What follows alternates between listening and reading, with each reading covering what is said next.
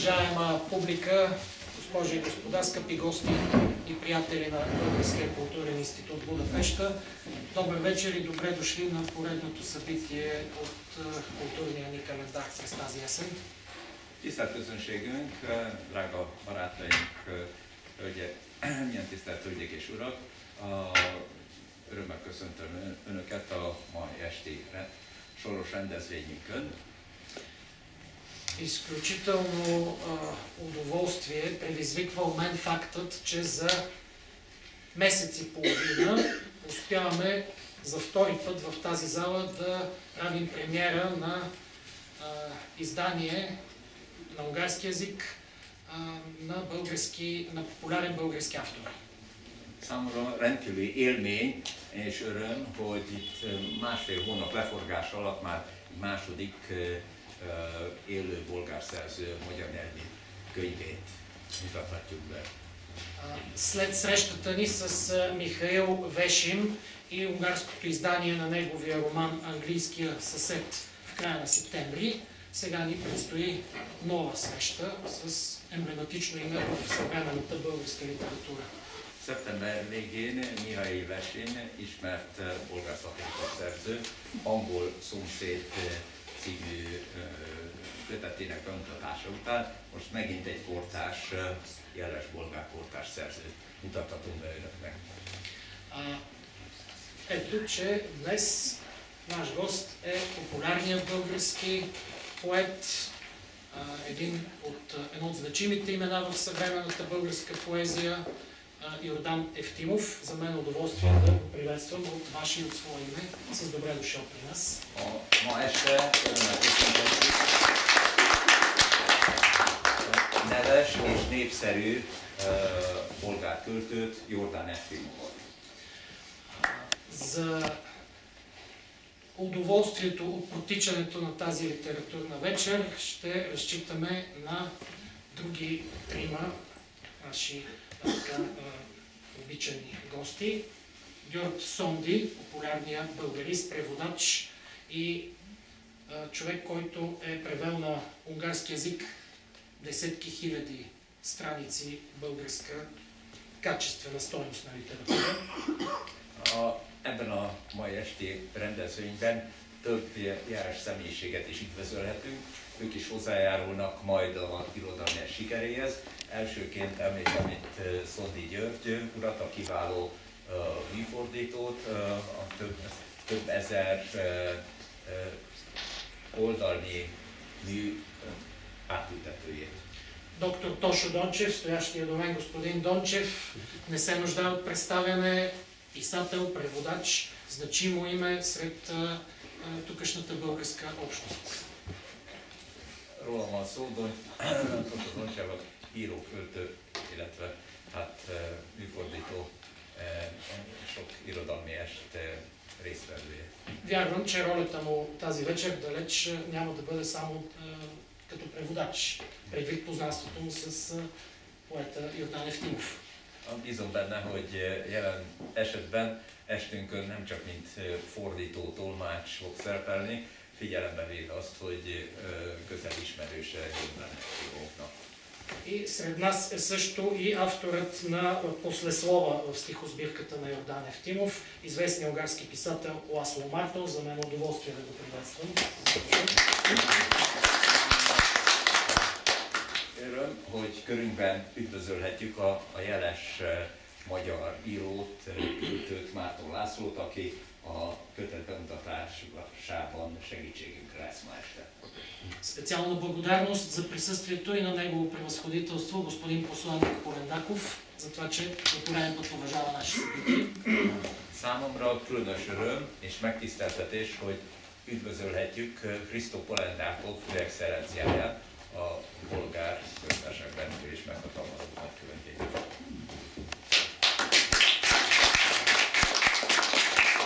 Особено удоволствие предоставям думата на господин Сонди за това, което е подготвил като сценарий на вечерта. Hát akkor átadnám a szót most Szondi Györgynek, az első házigazdájának, aki tulajdonképpen a forgatókönyv szerzője és egyben parancsolja.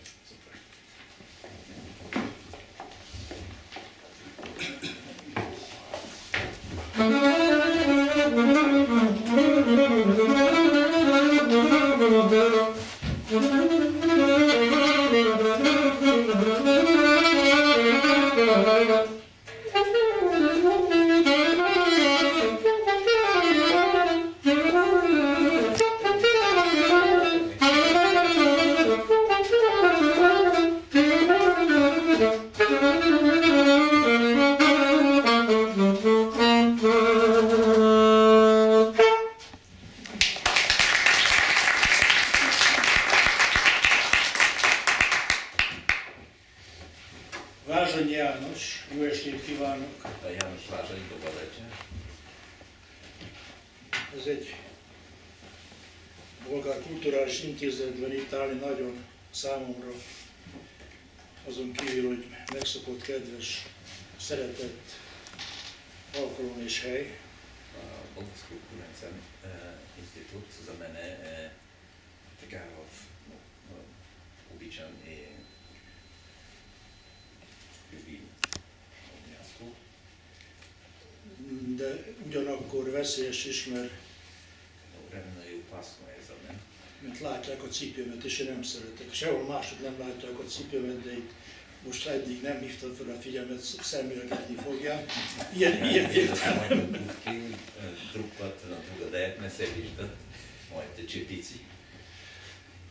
Az az igazság, hogy amit a nagyszerű vendéglátom Peikó úr mondott, Plámen Peikó, az ő neve még nem hangzott el. Annyival...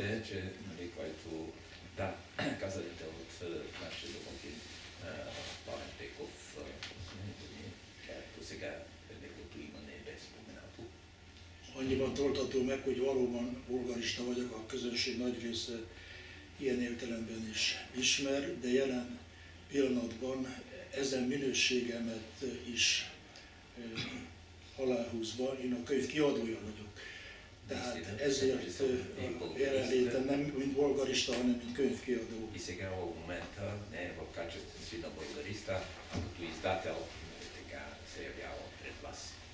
Nagyon ritka, nem is nagyon emlékszem olyan példára, hogy azokon a helyeken, ahol én bolgár könyvek kiadásával foglalkoztam, és most csak beszéljünk arról, ami az Európa kiadóbeli tevékenységemet követte, amikor ott a kiadó kezembe adta az ott lévő kéziratokat, hogy azon túl rám bízza. Kratko je, jedno vremena literatúra teh izdateljstva Evropa i to poučih rukopisi, така моите ръце, да работя так, да ги редактира. Számtalan több tucat könyvet kiadtunk, különböző olyan rövid ideig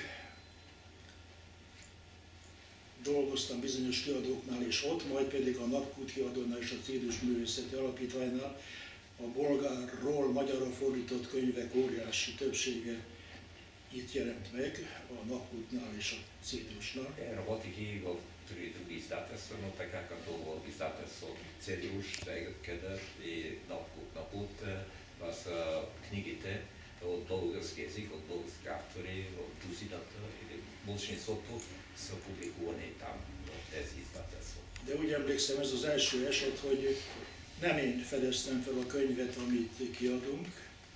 Може би това е за първ път се случи, че не аз открих книгата, която така е издадена от нас, от нашето издателство. Hanem emögött ott van Tosó Doncsev tevékenysége részben, Márton Laci barátunké, mindenképpen a szerzőjé, és amikor megtudtam, hogy a könyv Csíkhelyi Lenki fordításában, amelyben biztos voltam, hogy jó, de csak azután olvastam el. Зад издателно, така, нали, стои и Тоша Дончев, също така Ласло Мартон и така в превода на Ленка Чикей. Чак след това, нали, прочетох книгата, когато, нали, всичко тези обстоятелства ми станаха ясни. Magától értetődően álltam, és kértem, hogy adhassam ki én, és erre büszke vagyok, hogy ezt megtehettem. Естествено, на всички тези обстоятелства застана зад книгата и поиска, помолих и аз да съм този, който ще издаде изданието. A fordító Csikei Lenke nevében elnézést kell kérnem, ő Cegléden, vagy Cegléden lakik, és hát nem vállalkozott az útra, nem fiatal. Mindenkinek kívánjuk ezt a könyvet, olvassák, én is kívánom is, hogy most együtt tölthessük ezt az estét kellemesen. Сега се извинявам от името на Ленка Чикей. Тя живее в провинциален град Cegléd, и тя вече не е млада. Bocsánat, itt körben kell várnom, nem, hát velem egy idős, tehát fiatal. Stavo tłumaczymy, młode. Úgyhogy a direktor azt mondta, hogy itt az általam ismert vagy összeállított szenárium alapján mennek az egyes elemei a kitervezett vagy megtervezett esnek. Az én estében ilyen nem szokott lenni, most még kifejezetten nem tudok ilyenről. По думите, според думите на господин директор на Културния институт, всичко става по мой сценарий. Аз не знам, дали е така, особено сега в dnešната вечер. Abban igaza van direktor úrnak, hogy Tosó Doncsev, aki vállalta, hogy beolvasni és fordítóként is segíti ezt az estét, de a műsorunkban is azt írtuk, hogy Tosó Doncsev színes szerepekben. Именно прав е в това нещо, че участва в програмата Тошо Дончев и в поканата е така фиксирана, че в разнообразна роля и това е истина. Tehát nem csak tolmácsolni fog, ami számomra egy nagyon kemény munka, és akár magam is megtehettem volna, de ilyenre nem vállalkozom, és ezt köszönöm Tosónak, hogy megoldja. Emellett még látni fogják a szerepköreit, hogy milyenek lesznek. Azt tudom, hogy kedves barátunk 3 oldalról lesz keresztre feszítve, mert 3-an kérdez. Сега ще видите, нали, в Тошо Дончева в различни роли, не само като преводач, но така и в други, така, защото нашия скъп гост, поета, ще бъде разпънат на кръст от 3 души. Може би не zlodei, Később persze mindig észre a felvétel készül, felvesszük az egész estét, ami Naput Online-on látható lesz, és amikor ezek a felvételek elkészülnek, veszem észre, milyen sokat beszélek. Късно се сетих, че всичко се заснима в цялата вечер и чак тогава се сещам, че така съм бълбрив и прекалено много говоря.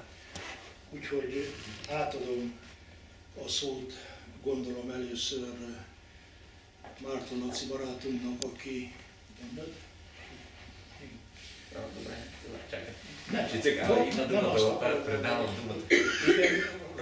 Márton azt mondta, hogy моя приятел. Arra gondoltam, hogy a Tosónak fordítsa, mert most egy hosszabb mondat, hogy Márton László könyveinek több bolgár fordítása is van, és úgy tudom, hogy ez a találkozó is közöttük úgy jött létre, hogy a bolgár bemutatókon, a Magyar Kulturális Intézetben általában Jordan Eftimov volt az esnek a kritikus vezetője, tehát ismeri.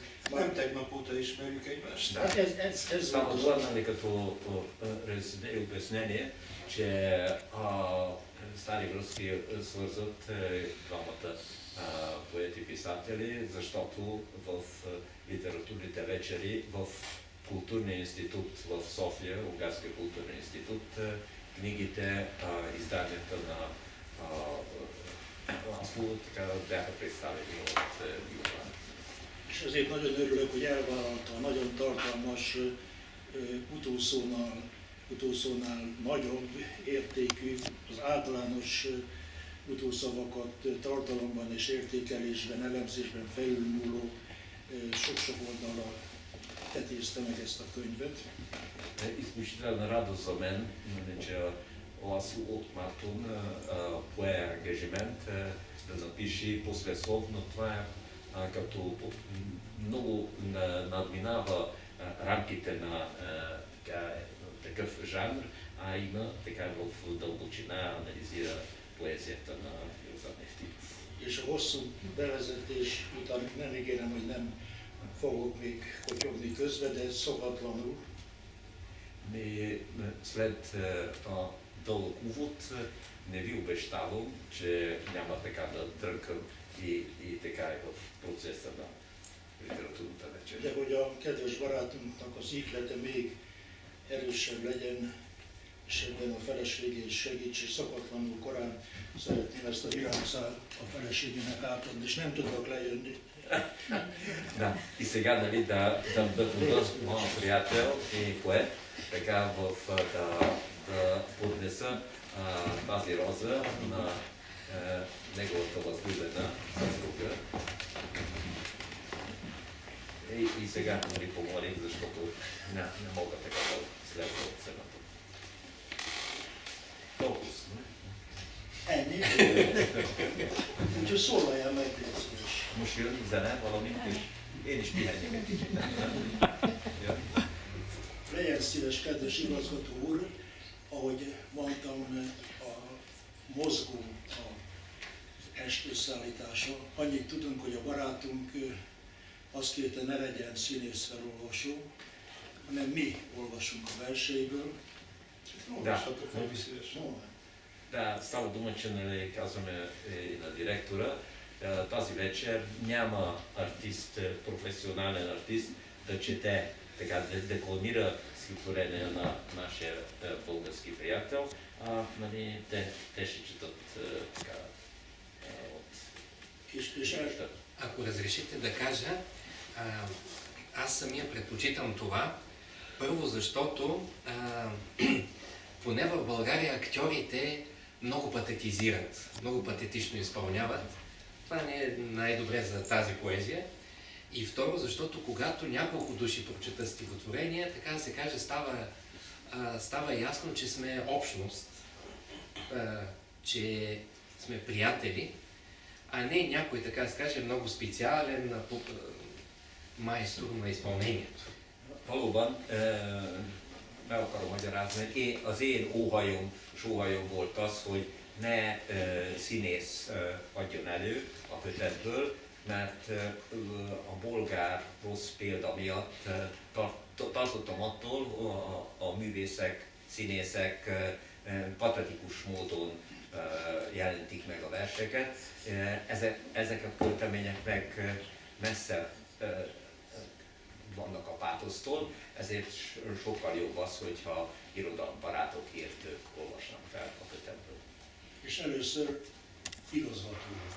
De ez a produkt direktúra. Nem lepődik meg, készült, úgyhogy tessék meghallgatni előadóművész barátunkat, Plamen Fergus. Значи той не е изненаден, защото предупреден, подготвен. И сега слушайте наш декламатор, изпълнител Пламен Пейков. Да, благодаря, но преди това само да кажа, че до голяма степен споделям казаното от Йордан, защото и аз съм си мислил по подобен начин. Ние в последно време също сме станали малко праволинейни в института в това отношение. Викаме артисти, един и същ човек чете текстове, може и да стане малко отекчително. Някой път ще раздадем роли и на, така за изненада и на част от публиката в подобни бъдещи събития. Én nekem is egyetértek azzal, amit a tisztelt szerzők mondott, hogy sajnos van egyfajta ilyen patetikus beállítóság, és sok esetben a színészek így jelentik meg a verseket. Ezért most arra törekszünk, hogy változatosságot vigyünk az előadásba, legközelebb majd a közösség soraiból is kérünk fel valakit, hogy Гответе се за изненади в следващите литературни вечери. Започваме с Покорената крепост. Покорената крепост. Беше престанал да мисли тази крепост като проблем. Изминаха години, откакто изби половината и население, а останалите го честваха като владетел на света. Остави за свой наместник не най-сигурния си, но иначе безжалостен воин. Вероятно трябваше да предположи, че жителите имат нужда да ги ухажва с височайши посещения, при които да блести с още една нова жена, с периодични обезглавявания на фона на още един красив залез, едногодишни освобождавания от данъци, последвани от удвоени данъци, рокади на гарнизона, внушаващи уважение. Вероятно, ако не беше приел, че тази крепост е вътре в сърцето му, нямаше да се наложи да кърви пред стените й в този утренен час на година, която няма да остане в историята.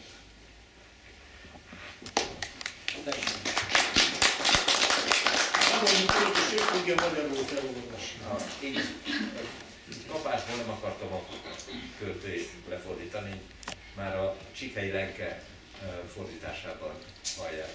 Először találkozik, kedves barátunk, számára is meglepetés. Bevett vár. Nem gondolt többé problémaként erre a várra. Évek múltak el azóta, hogy lekaszabolta a lakosság felét, a másik fele meg világhódítóként ünnepelte. Helytartónak nem a legbiztosabb emberét hagyta ott, hanem egy könyörtelen harcost. Minden bizonnyal azt hitte, hogy a lakosság szükségét érzi, hogy kegyúri látogatásaival kényeztesse, mindig egy újabb nő mellett ragyogva, időnként lefejezésekkel, egy újabb festői alkonyatban egy év adómentességgel, amelyet megkettőzött adók követtek, tiszteletet parancsoló helyőrségsáncokkal. Talán, ha nem hiszi el, hogy ez a vár a szívébe lopta magát, nem kellett volna elvéreznie a falai előtt reggeli órán egy olyan évben, melyet nem érez a történelem.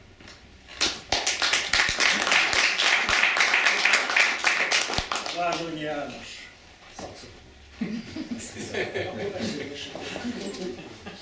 Igen, váš recept nekem podajte rázkot, akkor ti következtek, mondja Gyuri. Hát először is olvasói benyomásaimról szeretnék beszélni. Преди всичко искам да споделя моите читателски впечатления за книгата. Szóval nekem ez a kötet nagyon tetszett. Първо, сега много ми хареса този том. Mégpedig azért, mert azt használja ki a költő, hogy a szavak jelentése és költői pozíciója, potenciálja között nagyon erős feszültség lehet. Преди всичко, първо за това, защото има изключителна натеженост между първозначното значение и реалното значение на думите. Hát itt ebben a várversben is meg lehetett figyelni, hogy hogyan játsza ki a történelem kétféle jelentésből adódó költészetet. Сега, нали, както чухте, това в Бевет вар, нали, в покоренната крепост, в истинската, така, историческия смисъл и поетическия смисъл на думата. Most itt két lehetőség van, vagy ezt a közhelyszerű kérdést teszem fel, vagy kérést intézem hozzá, hogy meséljen az életéről és költői pályája kezdetéről. Може би така имаме така на лице две възможности.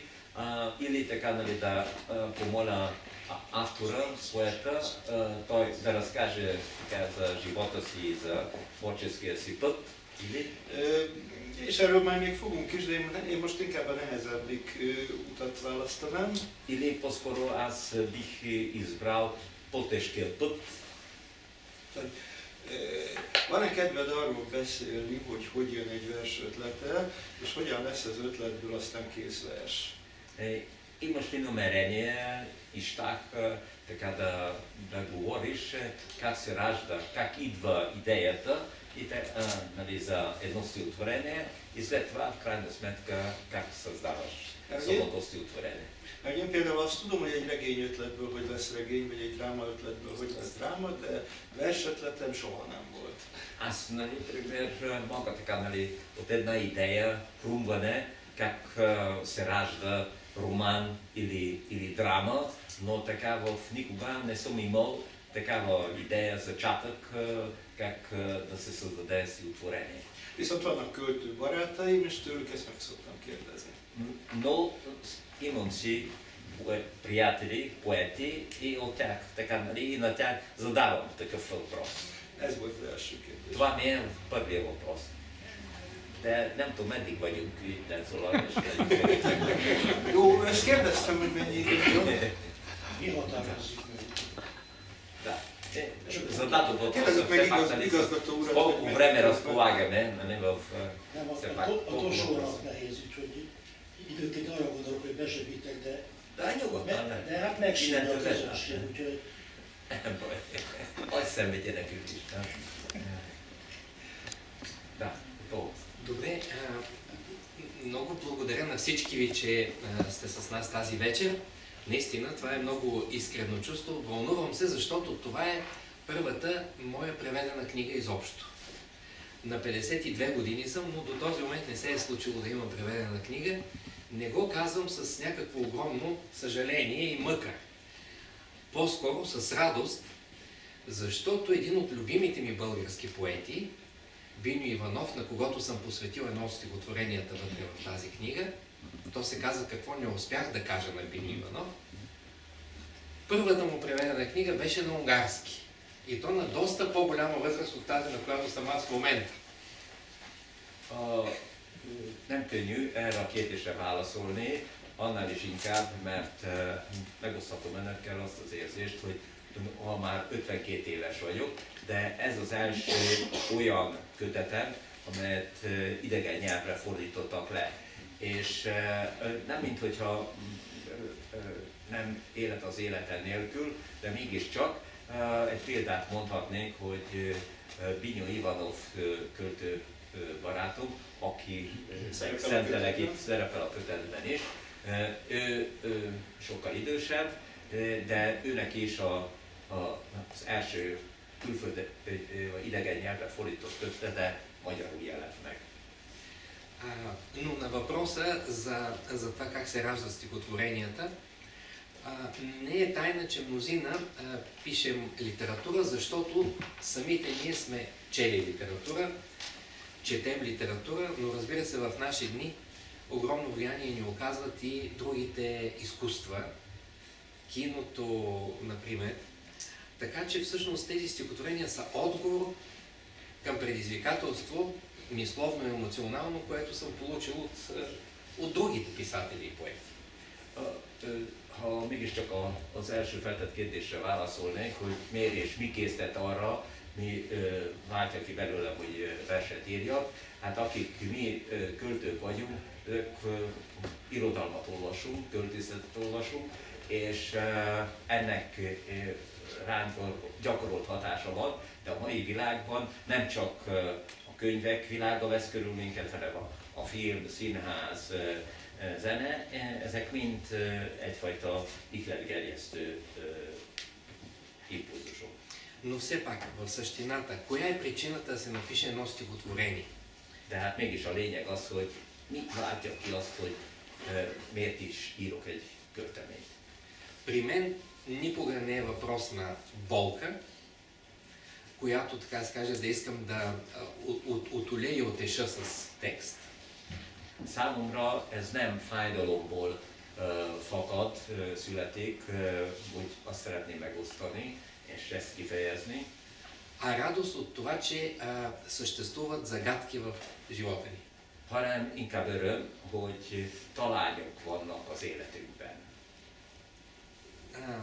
Загадки, които имат много възможни верни отговори. Olyan talányok, amelyekben nagyon sok valós választ nyerhetnek el. Така че всъщност за мен образеца за добра поезия може би е висшата математика. Számomra mondhatném, hogy a jó költészet példaképje a felsőfokú matematika. Или свободния джаз. Vagy pedig a free jazz. Ja, akkor most jön. Most befejezte a szerelést, láttam egész Igen, itt szerelést. Muzsika kész.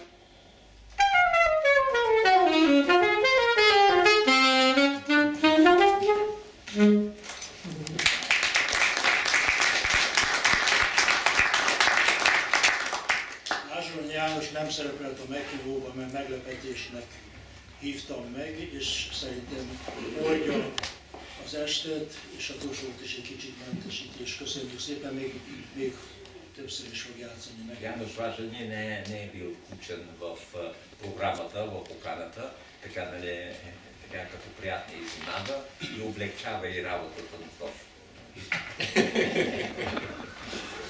Ezt ő mondta. Van a kötetben egy elefántos ciklus. В този том има един цикъл, каза Солона. Elefantológia. Elefantológia, да. Az, hogy a tudomány hogyan jelenik meg a versekben, ez egy külön kérdés lesz majd, de most erről nem beszélünk. Да, ще има друг въпроси, как науката се проявява в поезията, но сега не е Minden cím valahogy a tudománnyal függ össze. Във всеки цикъл, в този том, по някакъв начин е свързан с науката. Most itt van egy vers, amit én felolvasnék, a Saskevatcheni szökő, azt magyarul felolvasom. Тук има едно стихотворение в Елефантология? Да, от елефантология, нали, в нека, нали, така, нали, да. A Saskevatcheni szökő egy kígyó. Logikus, nem, de krativizmus. Valójában rovar, szöcskefajta. Na megint becsaptalak. Ne vezessen félre a hangzás hasonlósága a szöcskével. Nem is vízesés, hanem egy fiú cserkész csapat neve. Odú lakó volna, ha lenne ilyen. Egérféle, ám bár az elefánt rokona. Lenne, ha Kanadában megfelelő étrendet kapna, rovarokkal és gyümölcsökkel, vagy kukacos gyümölccsel. Micsoda ínyenc falat! Így vesztette el Kanada a lehetőséget, hogy apró rugóként ugrándozó elefántjai legyenek, pici, világosbarnás, narancssárgás ormánnyal és sötétkékes, feketés popóval. Szegény Kanada, szegény kanadaiak. Na most két.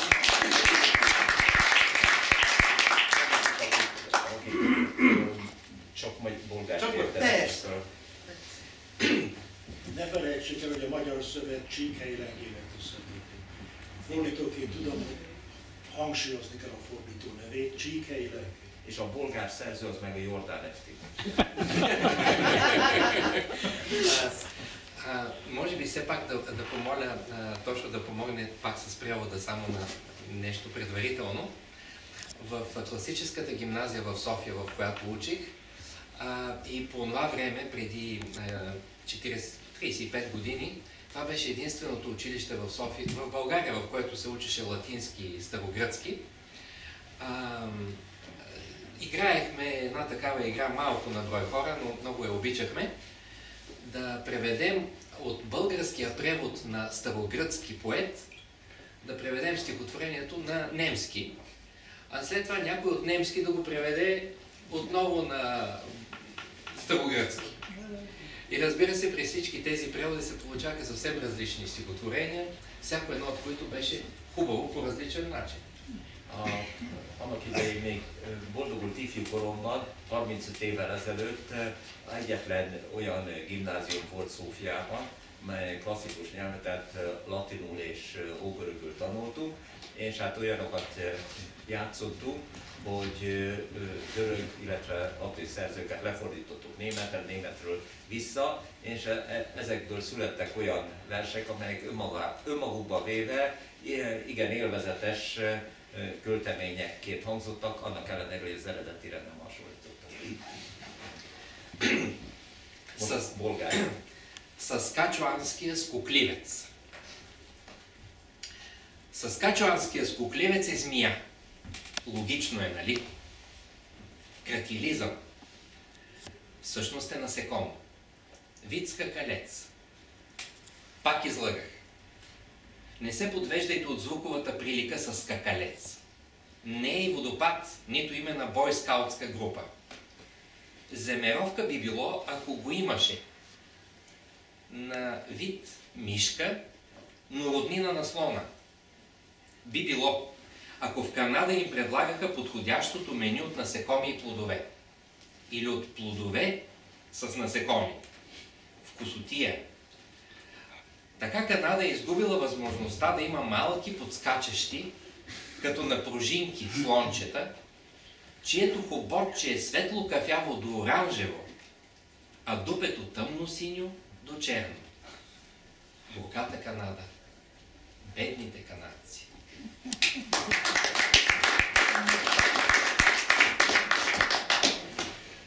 Na most ez a vers példa az átváltozású paradoxonra. Първият пример за парадоксалното на метаморфозите. Olyan a logikája, mint a Hamletban annak a jelenetnek, amikor Hamlet Polonius alázza. Може би логиката е както в трагедията Хамлет, когато Хамлет побива Polonius. Amikor azt mondja, hogy lát egy felhőt, és hogy az olyan, mint egy teve, Polonius azt mondja, hogy igen, és akkor azt mondja, hogy inkább olyan, mint egy menyét, és Polonius arra is azt mondja, hogy igen. És itt is ez működik. Може би това е същия паралел, както в диалога, в драмата, че вижда един облак и казва Хамлет, че това прилича на мечка, а така след това по-скоро на белка и така и всички тези изказвания Полоний одобрява. Két nagyon rövid kérdés. Az egyik az, hogy miért szereted az elefántokat, a második, hogy miért szereted a paradoxonokat. Сега два къси въпроса. Защо обичаш слоновете и защо предпочиташ обичаш и парадоксите? На въпроса защо обичам слоновете имам съвсем нов отговор. Miért szeretem az elefántokra? Erre teljesen új válaszom van. Роден току-що. Most született ez a válasz. И то е, че хобота прилича на саксофон. Azért, mert az elefánt ormánya a szaxofonra hasonlít. És ez most született bennem. De ő nem hasonlít az elefántra, nem? Но всъщност слоновете наистина са нещо много специално за мен. Никога не съм виждал слон по-близо от, както в зоологическата градина, нали, 10 на 15 метра. Hát számomra nagyon fura és érdekes állatok.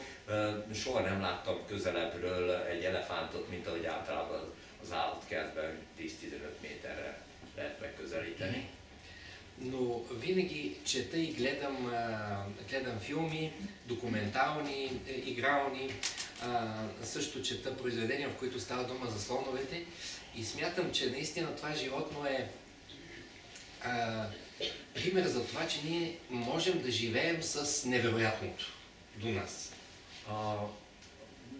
De nagy kedvel, érdeklődéssel nézek olyan filmeket, amelyek az elefántokról, elefántok életéről, környezetéről szól, és arra gondolok, hogy mégis lehet egy olyan élet, amely a hihetetlenséggel egybefonódik. И тук са много малка част от моите размисли и наброски за слонове. Имам още много.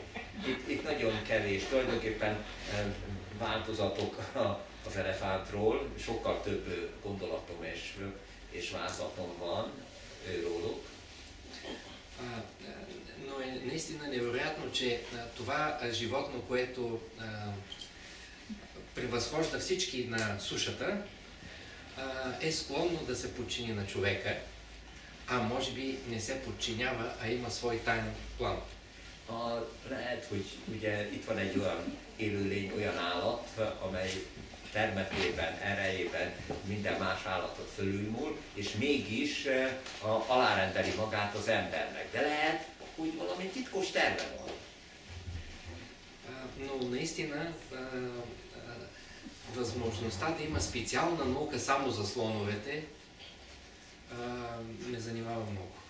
De számomra az a kérdéskör nagyon érdekes és foglalkoztat, hogy lehet, hogy van egy külön tudomány, elefantológia, mely csak az elefántok tudományos vizsgálatával foglalkozik. И да вмъкна нещо друго.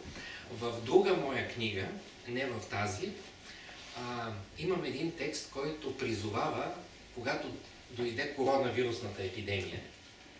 De van egy másik könyvem is, ebben a könyvben nem szerepel ez a költemény, amikor jött a koronavírus járvány. Хрумна ми, че след като има всякакви защитници на правата на всякакви обезправени същества, amikor ugye a világon mindenfajta jogfosztottnak van valamiféle jogvédelme, на всяка цена трябва да има и защитници на правата на вирусите. Feltétlenül szükséges van a vírusok jogvédelmére is. Защото ние, така да се каже, с лекота решаваме да ги изтребим. Hiszen mi emberek egy könnyű szívvel döntük, hogy kipusztítjuk őket. Na, van még kérdésem? Amennyit csak akartuk. Most jó, most te hogy bírod össze? Majd én is itt elheverek így délben, ugye? Átadjuk Szondinak a stafétabotot. Még azért 2-3-at kérdezni. Légy szíves, kérdezz, mert te vagy az alapismerője. És a... Da, ima možete kad narediti Patrick Ross, možete odpraviti k Artura. Ebben a kötetben az álmok ugyanúgy viselkednek, mint az elefántok. В този том интересно, че сънищата се държат подобно на слоновете. Talán annyi különbséggel, hogy kevésbé hasonlítanak a szaxofonra. Може би те няма никаква прилика с саксофона. Viszont örömmel láttam, hogy hivatkozol egy görög szerzőre, Artemidoros Daldianosra. Но с радост установих, че има позоваване на гръцки Артемидорос. És egyébként egy bizánci névtelen könyvre, a Physiologus is. И така, нали, така един без име неизвестна книга от византология Na most az álmok kapcsán jutott eszembe, hogy leántod a szavakról a jelentést. Във връзка с сънищата, така се сетих, че ти обелваш значението от думите. De az álmok a költészetben hajlamosak arra, hogy közhelyé váljanak. Защото сънищата имат такъв натюрел да станат така са обикновени. De te valami más csinálsz velük. Но ти така правиш нещо друго, така пресъздаваш в друга сфера. Mit adnak neked az álmok? Какво получаваш ти от съдищата? Още бях съвсем млад студент и открих, че сънищата, към тях имаме една много неправилно обикновено представа. Még nagyon fiatal voltam, egyetemistaként, és akkor jöttem rá, hogy az álmokról egy talán egészen különös és nem pontos képzetünk van. Защото всъщност те са толкова динамични, колкото нито един майстор на екшъна не може да постигне, нали, да направи такъв филм.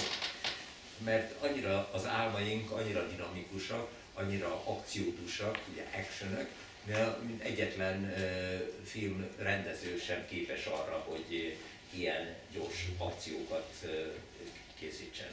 От друга страна, ние много разчитаме да си обясняваме нашия живот и даже да, така да се каже, вярваме, че има предсказания в сънищата. Ugyanakkor hajlamosak vagyunk arra, azt gondoljuk, hogy valamiféle jóslat rejlik az álmokban, hajlamosak vagyunk arra, hogy jóslatokat... Hát az Artemidorus könyv erről szól. Igen. Artemidorus така наименно за това се говори.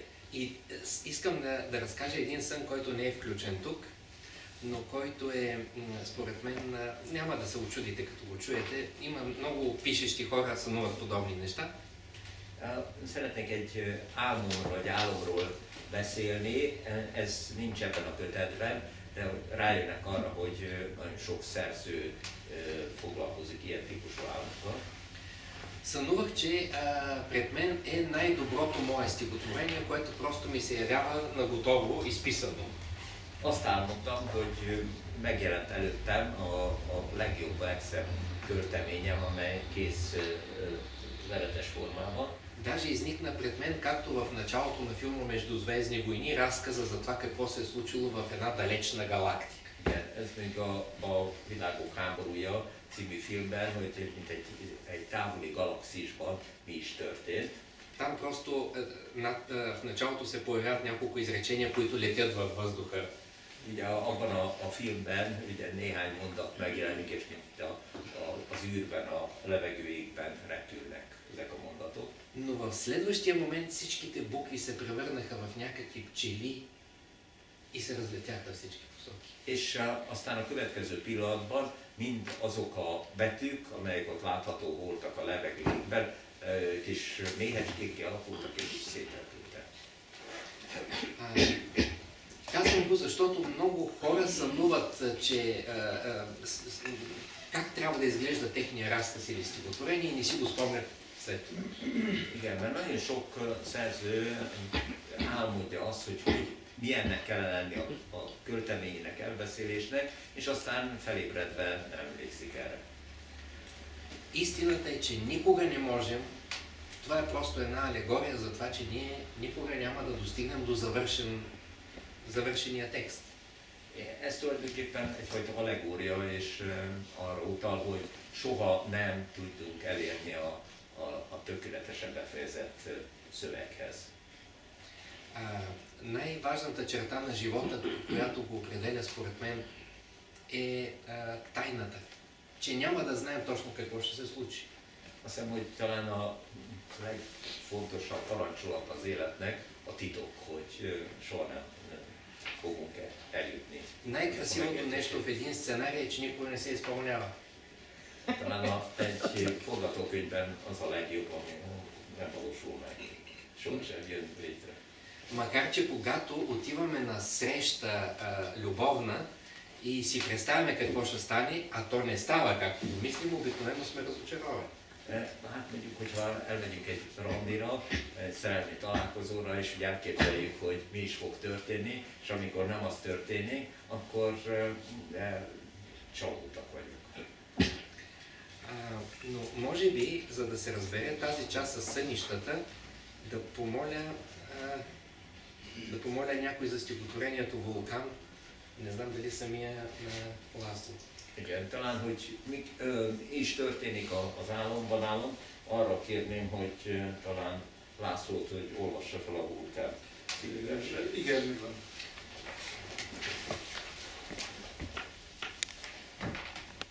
Vulkán.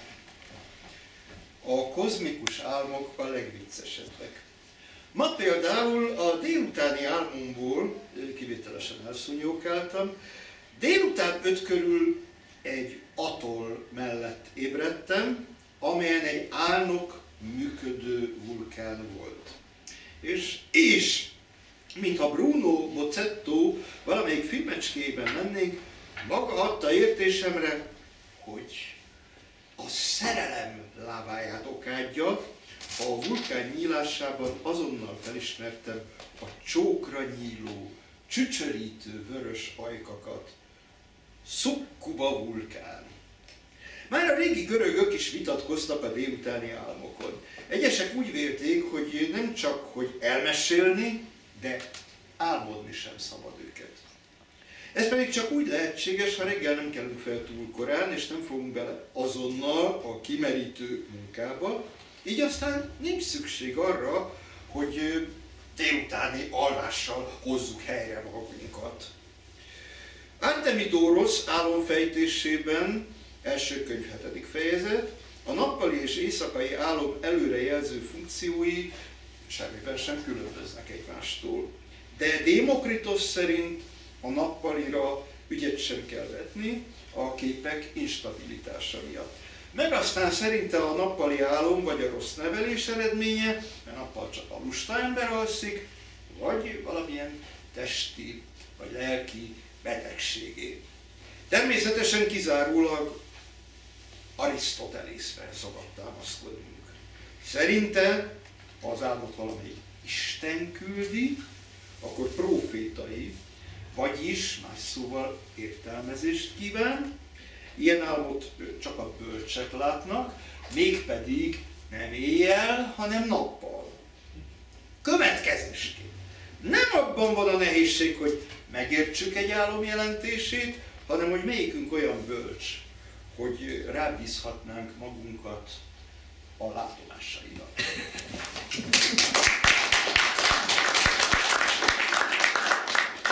Azt figyeljük meg, hogy a László olyat olvasott, amit itt rögtönzött. Nem készült.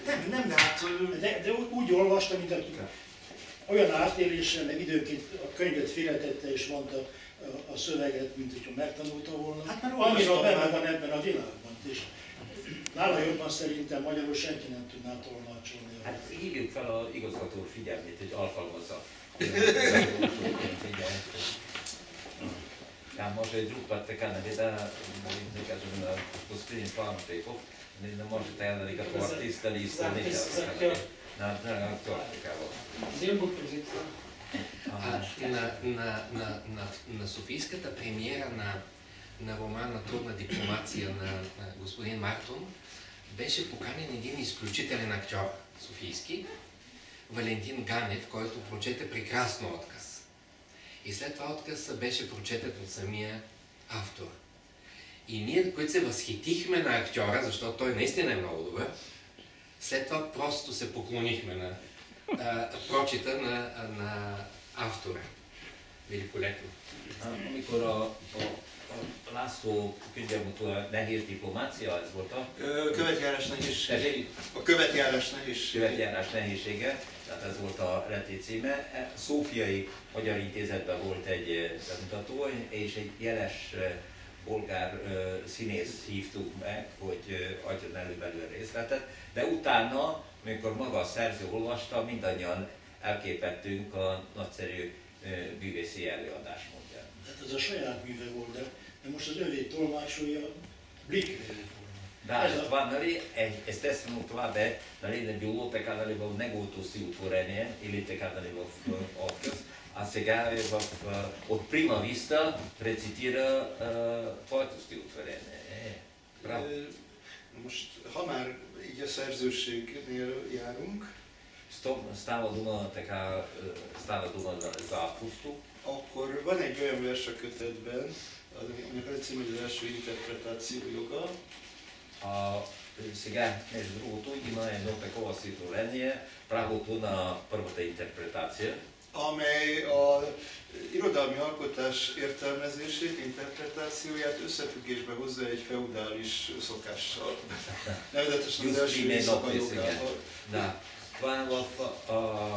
става дума, че тогава свързва интерпретацията и в феодалното право на Дерибея на времето, така Jus prime noctis, т.е. правото на първата нощ, когато болярина. Most nekem van egy olyan érzésem, hogy ezt a költeményt Roland Barthesnak és Michel Foucaultnak a szerzőséggel kapcsolatos nézetei provokálták ki. Така, имам такава впечатление или мисъл, че в това виждане, възглед е провокиран от Ролан Барт и така, нали, може би от техните представи. És a két szerzőnek az elméletét nem fogom elmesélni. A lényeg az, hogy a szerző jelentősége egyre zsugorodik, egyre kisebb. Сега няма да разкажа на тяхната представа и идея когато значението на автора се повече и повече смалява. A szerző egyfajta szolgáltatás, közvetítés a szöveg és az olvasó között. Автора някакви услуги така се превръща между така в текста и публиката. Ezt úgy nevezi Roland Barthes, de Foucault is ezt gondolja, hogy a szerző halála. Roland Barthes или Фуко казва, че това е един вид смъртта на автора. Te mit gondolsz a szerző halála elméletről? Сега, какво мислиш ти за теорията смъртта на автора? Значи в този мой текст, който е едно от многото стихотворения в проза в книгата. Ez egy olyan költeményem, amely vers, tehát prózai formában.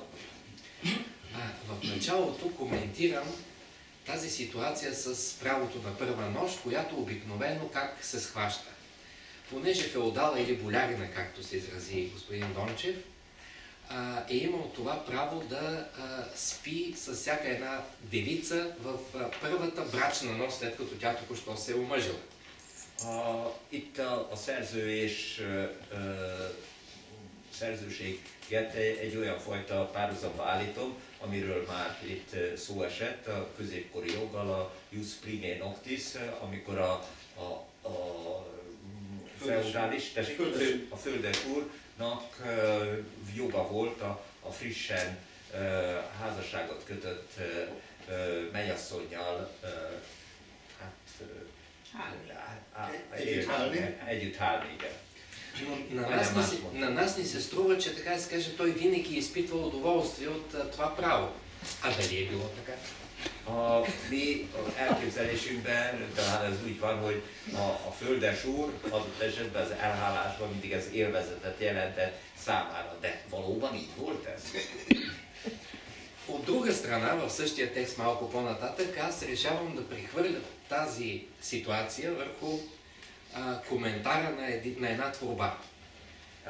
Igen, akkor ugye erről ezt a hasonlatot átvelem, hogy egy szerzőség ugye kommentárjával állítom párhuzamba.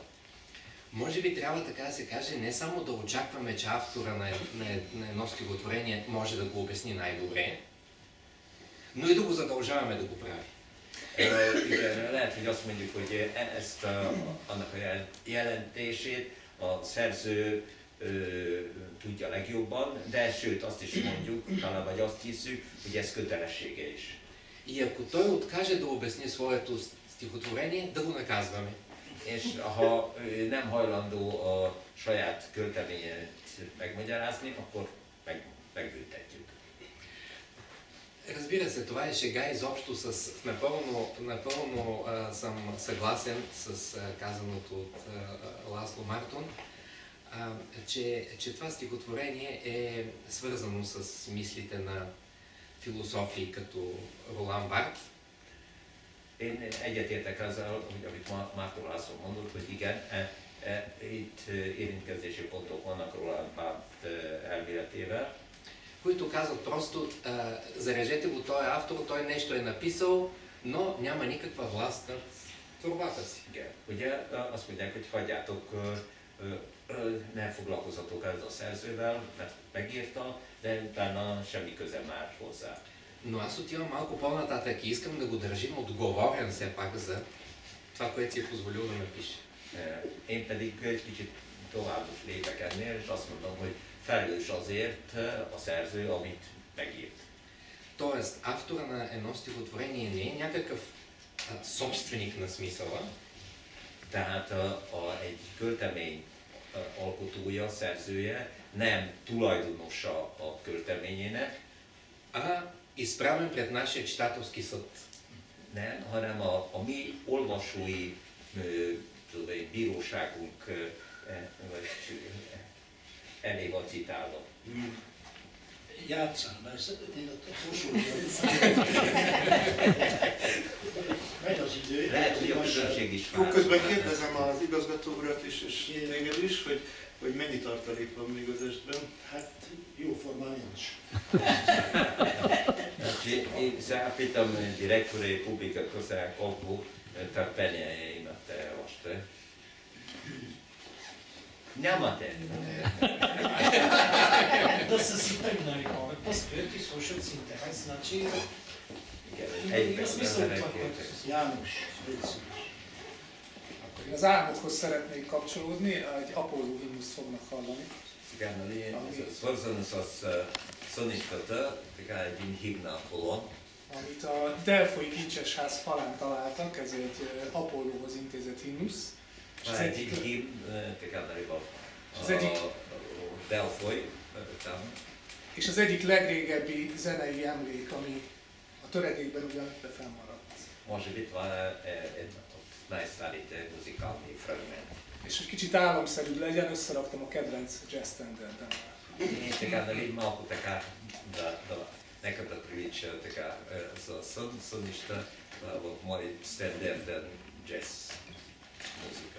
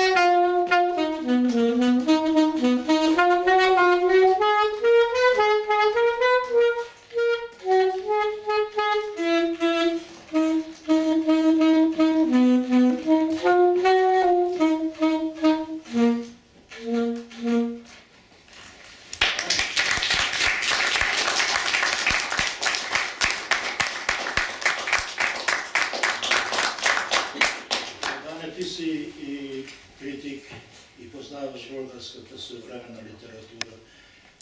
Engedjék meg, én nagyon röstelem magamat, és szándékom volt a Tosótól átvenni, de tökéletesen csinálja, és nem akartam rontani a helyzetet. Most először szorolok meg bolgárul, hát ha megérti a barátunk, utána ezt lefordítom, és tényleg a vége felé haladunk, mert sok este van mögöttem, és tudom, egy idő után már ők gyönyörűen ketten elbeszélgetnének. Ez lenne a legértelmesebb része. Сега разбирам, че трябва да превода. Много се радвам, просто завиждам на то, че толкова великолепно превежда и съм решил вече в началото, че от време на време взимам преводаческата задача, обаче се отказа, като разбрах, че той е невероятен, но в момента вече виждам, че е време поне един въпрос да ти задам. Ти, който си толкова вътре в съвременната българска литература, като критик, нали следиш. И сега знам, че вие двамата най-подходящо, най-дълбоко и истински бихте могли да продължавате тази дискусия или по-скоро общите мисли да разнищвате. И се връщам към въпроса. Какво преценяваш, как преценяваш, какво виждаш, какви акценти даваш в съвременна българска литература и по-точно в poéziát. Azt mondtam a barátoknak az elejét, lefordítottam magamat a Tosóval kapcsolatban, hogy ő nagyon ismert irodalomkritikus, és egy kicsikét térjünk parányi időre el ettől a mély beszélgetésről, amely kettőjük között folytatódik. Ugye sok este mögöttem is tudom, hogy egy idő után a fáradtság már a közönséget hogyan érinti, és ezért egy új témát, és a vége felé haladva ezt kérdeztem tőle, hogy hogy értékeli a jelenlegi bolgár irodalmat, különös tekintettel a költészetről. За да не стане скучно, ще се опитам наистина да отговоря отговорно и кратко обаче. Как да стане кратко? 90-те години, когато аз бях млад поет, излезаха първите ми книги, аз и моите връстници, например Пламен Дойнов, например Георги Господинов, не се стремяхме, пишехме по този начин, колко добре осъзнато отделен въпрос, да се противопоставим на патоса на поезията преди нас. Röviden szeretnék válaszolni, már amennyire röviden és összpontosítva lehet.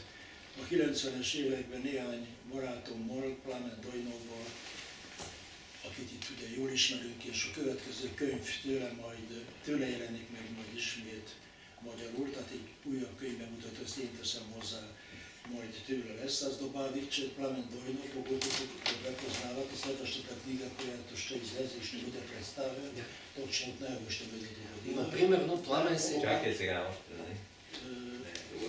A 90-es években néhány barátunk egykorra, tehát a Plámen Dojnovot mondta, de mondhattam. Georgi Gospodinov, Dancsó, azt tiszi Dancsó, Vojko Penčer, da. Тези четирима, това е много известно поколение и се говори за тия четирима. Azt, és magyarul kell mondani. Tehát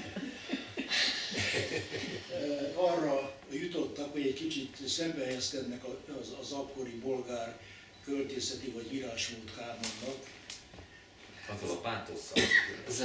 Защото патоса им не отговаряше, значи беше изкуствен и неверен. Нали? Tehát a pátoszra akartak szembehelyezkedni, amely nem volt hiteles, és erre akartak szembeszállni. Тоест ние се захванахме с това да се шегуваме с това, че литературата възвеличава, дава нови хоризонти, обяснява дълбоко света и така нататък. Занимахме се с една, в дълбинния смисъл на думата, пародия. Igazság szerint parodisztikusan fogtuk fel az addig uralkodó vonulatokat, amikor minden patetikusan, felnagyítva került a költészet, elsősorban a költészetnek a központjába, és ezt mi paródia tárgyával szerettük volna tenni, és ez volt a törekvésünk, és ezt oldottuk meg. И след нас дойдоха едни пък, които казаха, ама тия съвсем всичко, на всичко се подиграха. Трябва отново да върнем смисъла на дребните, малките чувства, удоволствие и жестове. És jöttek utánunk, akik, vagy velünk egy időben, akik azt mondták, hogy hát túlzottan kigúnyolják az eddigieket, hogy vissza kell térnünk egy újabb nemzedék mondta ezt, vagy más költő csapatok, hogy ezzel szemben vissza kell térni az apró megfigyelésekhez, a pontos kifejezésekhez, tehát a korábbi verselési módokhoz. И ние обаче решихме, както в Междузвездни войни империята отвръща на удара, така се каже, нашето поколение да отговори, че не сме само разрушители. И затова Пламен Дойнов разви неговата нова политическа поезия, а аз създадох научна поезия. Hogy megfeleljünk ennek a kihívásnak, Plámen Dojnov létrehozta a politikai költészetet, én pedig, tehát ez volt a mi válaszunk erre az alapállásra, amivel bennünket így fogadtak, én pedig létrehoztam a tudományos költészetet. Може би накратко е това. Ние не сме се отказали, така да се каже, да сме традиционалисти, ценейки комичното у Шекспир и възвеличавайки до възбог Аристофан.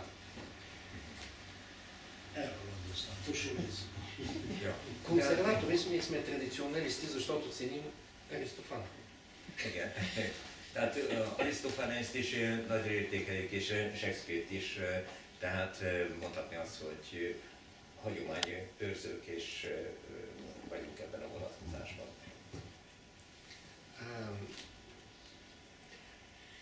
Най-честото обвинение към нашето поколение е било, че сме винаги, че сме или прекалено формалисти. Leginkább a mi nemzedékünk, tehát a mi nemzedékünket azzal vádolták, hogy leginkább formalisták vagyunk. Примерно, че правим каламбур до каламбура и в това няма дълбок смисъл. Igen, tehát szójátékokkal zsonglőrködünk, és ennek tulajdonképpen nincs semmi értelme. Или пък, че сме направо нихилисти. Vagy más részben úgymond hát nihilistáknak bizonyulunk. А всъщност ние винаги сме смятали по различен начин, всеки от нас, разбира се, че утвърждаваме живота, като се надсмиваме. Mi még az említett kortársainkkal együtt azt mondjuk, hogy életig elők vagyunk, annak ellenére, hogy kifigurázzuk vagy nevetünk az életet. Не съм сигурен, че мога да направя много широка картина, защото когато не са превеждани много, нали, публиката едва ли познава всички съвременни български поети. Много познава. Поне 20 познава се с отделни стилзбирки. Поне 20. Most egy vita bontakozik ki, hogy hát nehéz ezt azt mondani, hogy a közönség alig ha ismeri széles körben a kortárs bolgár költészetet. Szondi György szerint pedig nem áll ez, hiszen már vagy 20 kötet meg. 20 különálló kötet jelent meg kortárs bolgár költőknek. Може антология. Да. Може ли да кажа нещо за превода? Разбира се, аз не знам унгарски и за мен този език е магичен. Както когато човек не знае един език, той му звучи като мистично съчетание на звуци. Ha megengedik, mondanék néhány szót a kötet fordításáról, bár magyarul nem tudok, és a magyar nyelv számomra egyfajta mágia, különleges mind hangzásban, mind pedig értelemben. Но аз съм сигурен, че преводачката на моята книга е изключителен майстор. de az a meggyőződésem, hogy a kötetek fordítója egy rendkívüli mester. Ще дам пример. Egy példát mondanék csak. Едно от стихотворенията, които се стоят само от един стих, Igen, van itt egy egyetlen vers szakaszból áll. се казва Бележки по тематичния каталог на Националната библиотека в София. Igen, ez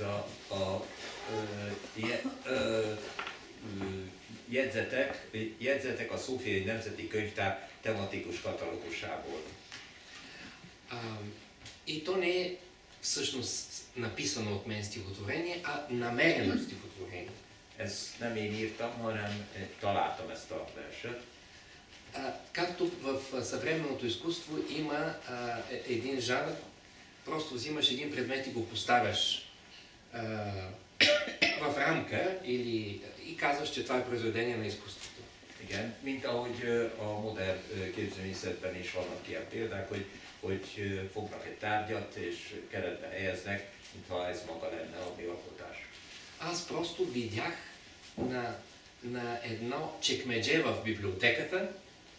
Egy könyvtári fiókban láttam ezt, ahol този стих. ezt a vers szakot. Овце, огнехвъргачки. Birka, kötőjel, bombavető. Ленки е избрала също да има възможност да пише на чекмеджетова. Hát ezt От БИ до БО. Igen, Lenke a BI betű, ahogy a tárgykatalógusban szerepelnek ugye a könyvcímek, ugyanúgy írta le a B-ből BO-ból. Както в овце, огнехвъргачки, явно е, че в чекмеджето е имало за всички тези понятия от тематичния каталог, които са между ов и ог. Igen. A tematikus katalógusban, tárgykatalógusban nyilvánvalóan így vannak ezek a betű kapcsolatok. És mit jelent szó szerint ez a két szó a bolgár szövegben? Hát úgy szintén birke, igen, hát birkák, vagy bárányok, vagy juhok, és bombavetők. Но това наистина е трудно се получава човек да разбере, че преводача му е вникнал и е намерил адекватен превод, защото тук има преводачи и разбира се, господин Сонди не само е преводач, но и самият той е поет, който разглобява и изглобява на ново думи. Ти да постигнеш един ефект, който понякога се налага да смениш даже думите и ситуацията, да вкараш други герои, други наименования, но да постигнеш структурно същия ефект. Hát igen, itt van közöttünk Szondi György, aki ő maga nem csak fordító, hanem költő is, és nem olyan egyszerű megtalálni, hogy a fordított változatban ugyanazt a hatást érje el a nyelvi változatával, mint amit eredetiben a szerző is produkál. Унгарските гости на нашата премиера, които не знаят български език, едва ли могат дори да си фантазират и да си представят какви фокуси прави с български език György Szondi, когато пише поезия на български. Azok a közönség között a magyar hallgatók, akik bolgárul nem beszélnek, el se tudják képzelni, hogy micsoda bravúrokat hajt végre Szondi György, amikor bolgárul ír verseket. И затова си казвам, как ли наистина всички тези български поети, които са преведени от него, защото той, винаги ще сбъркам цифрата, но да речем 500 автори е превел. Разбира се, от някой по едно кратко стихотворение, нали, не ги е превел изцяло, но е превеждал толкова много. Какво ли се е случило с всички тези автори на унгарски, направо ми се завила свят да си представя. Elképeden arra gondolok, hogy hát hihetetlen mennyiségben fordított bolgár szerzőket, lehet nem tudom pontosan 500-at, ugye itt nem teljes, volt aki, tehát nem teljes köteteket, hanem egyesektől csak verseket, és egész kötetre való, de óriási termékenységre van. Като литературен критик съм си позволявал 2-3 пъти да напиша по-големи текстове, в които да изкажа следната моя теория. Mint irodalomkritikus megengedtem magamnak azt, hogy tulajdonképpen kifejtsem a irodalom elméleti álláspontomat. Винаги се казва, че писателите и поетите развиват езика и създават нови думи, нови отношения, че те са, така да се каже, първомайсторите на езика. Ugye van egy ilyen állítás, hogy a költők, az írók, irodalmárok fejlesztik a nyelvet, újabb és újabb fogalmakat, szavakat találnak, hoznak létre.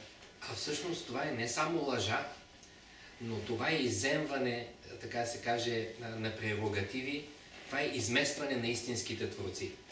Ez tulajdonképpen hazugság is, sőt, ugye egyfajta az igazi alkotóknak a megcsúfolása. Преводачите. A tolmácsoké, a fordítóké. До литературата се развива и езика на един народ се развива заради преводачите. Igen, tulajdonképpen egy irodalom ugye a tolmácsok, fordítók, műfordítók által fejlődik. И затова съм толкова щастлив, че съм предизвикал реакцията на господин Мартон, защото той е не само добър прозаик, но и отличен преводач на много трудни автори от немски. Én azért örülök annak, hogy itt kiváló Márton úr, így mondtam most, személyében annak örülök, hogy provokáltam, mert ő nem csak egy író, hanem németből fordít is, tehát kiváló műfordító is. Когато като съвсем млад занесох свои стихотворения в списание Съвременник, най-така дебелото и представително българско списание, amikor még egész fiatal voltam, akkor verseimet elvittem a bolgár Szavremennik kortárs, a legvastagabb folyóirat, irodalmi folyóirat szerkesztőségébe. Казах на главния редактор, искам да изляза стихотворенията ми във вашето списание, където излизат отлични преводи. Azt mondtam, hogy szeretném ott megjelentetni a versemet, ahol kiváló műfordítások jelennek meg. Естествено, той ме разбра правилно. Аз му казах, преводите ви са отлични, но стихотворенията не са толкова, затова аз ви нося моите. Ugye jól értett engem, hogy a műfordításai kiválók, a verseik nem annyira. Azért viszem oda az én költeményeimet. Така че основното ми послание, и това не е само тази вечер, наистина чувствам тази благодарност, не само към тези, които мен са превели, мои стихотворения, но изобщо поклон на всички преводачи. Ez az este is azt bizonyítja, és köszönet azoknak, akik lefordították a műveimet, verseimet, és összességében is a műfordítók előtt is meghajtott fejem. Köszönjük szépen!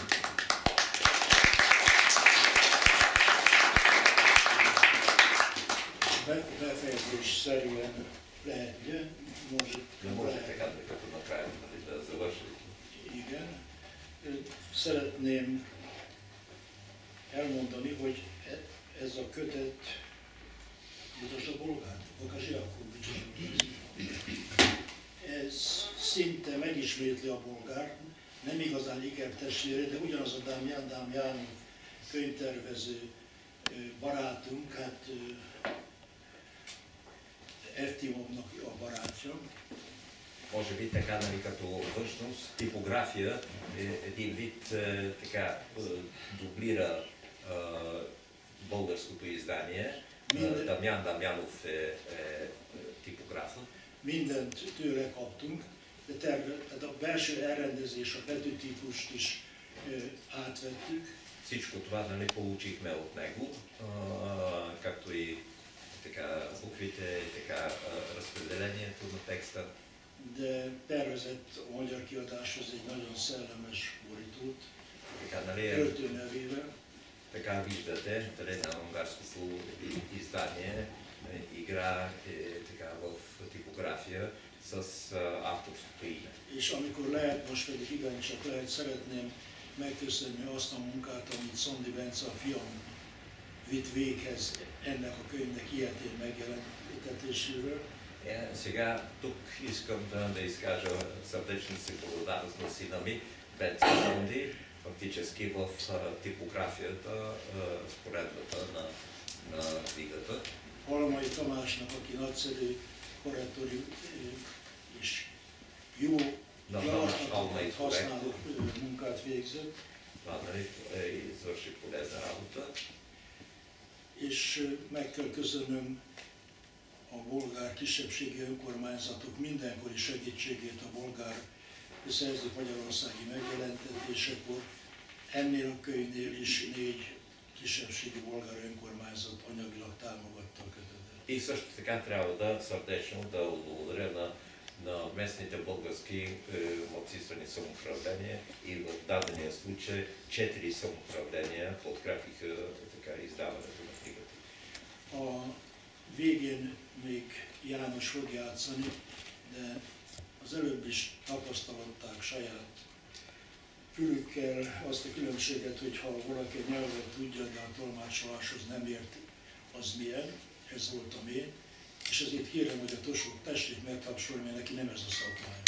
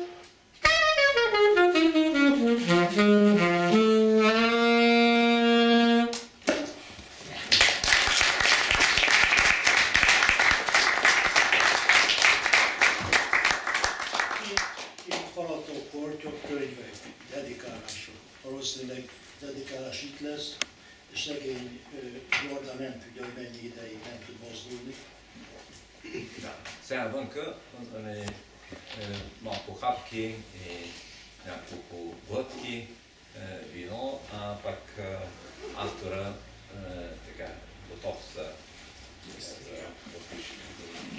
Nagyon köszönöm a közönségnek a jelenlétét, nagyon köszönöm Márton Lászlónak a gazdag jelenlétét, gondolatait és a könyv körüli munkáit. Сега искам да изкажа благодарност и на публиката, така да изслуша на Ласло Марко, така в богатото му дейност, съдействие за издаването на книгата. Nagyon örülünk, és legjobban köszönjük, hogy megtisztelt jelenlétével és gondolataival ezt az estét Jordan Eftimov barátunk. Най-вече така изказваме сърдечната ни благодарност на Йордан Евтимов, защото сподели нас неговите мисли и въжделения. Nagyon köszönöm, hogy nagykövet úr is megtisztelte az estét. За мен е особена радост, че удостои с присъствието си и негово превъзходителство, посланника на Република. És köszönöm, hogy Kálmán Pejkov igazgató úrnak, hogy mi a oldaláról győződhetünk meg. Köszönöm az előadói tevékenységét, a vendégszeretetét. Сега, нали, изказваме сърдечна благодарност, сега като рецитатор, нали, се запознахме с него от него. Новата страна. Аз на своя ред също бих искал да благодаря и на петимата стоящи пред мен господа за оригиналния, атрактивен, артистичен начин, по който отнесоха посланията на тази наша среща към Én is публиката. köszöntet szeretnék mondani jelenlévő túrnak, akik attraktív módon bemutatták ezt a történetet, és nagyszerű estet varázsoltak elé. Йордан Евтимов ще бъде на разположение за всички, които са заинтригувани от това издание и ще раздаде автографии на всички желащи. Отвън заповядайте на чаша. Jordan Eftimov kész arra, hogy dedikálja a könyveket. Благодаря ви за вниманието и до нови срещи.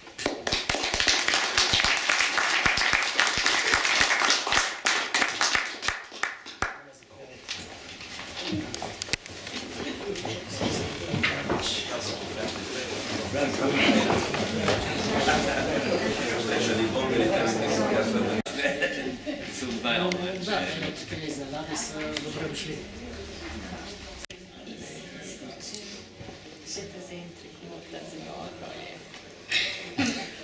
Заглавието веднага ме грабва да ще видим.